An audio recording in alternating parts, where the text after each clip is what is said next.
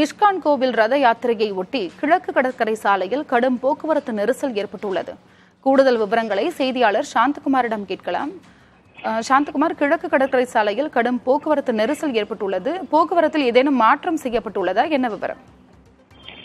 சென்னை கிழக்கு கடற்கரை சாலை அக்கரை பகுதியில் இஸ்கான் கோயில் அமைந்துள்ளது. இந்த கோயிலில் 44வது ஆண்டாக பூரி ஜெகநாதர் ரத யாத்திரை இன்று ஊர்வலமாக எடுத்துச் செல்லப்பட்டது. மதியம் 3:30 மணி அளவில் பாலவாக்கத்தில் துவங்கிய இந்த யாத்திரை பயணமானது 500க்கும் மேற்பட்ட பக்தர்களோடு இந்த வடம் பிடித்து இழுத்து செல்லப்பட்டது. இதன் காரணமாக கிழக்கு கடற்கரை சாலையில் உள்ள பாலவாக்கம், குட்டிவாக்கம், நீலாங்கரை உள்ளிட்ட பல்வேறு பகுதிகளில் கடுமையான போக்குவரத்து நெரிசல் ஏற்பட்டது.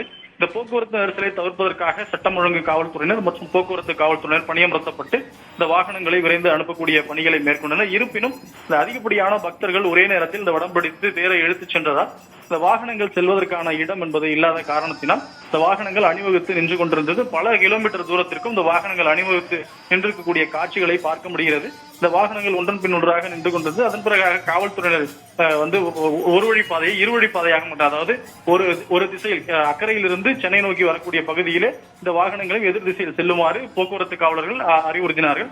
இருப்பினும் இந்த நெரிசல் கட்டுக்கடங்காமல் இருந்தது. அதன் பின்னாக குறைந்த அளவிலான போக்குவரத்து கட்டுப்படுத்தப்பட்டது. அருணா, உங்களுடைய தகவலுக்கு நன்றி.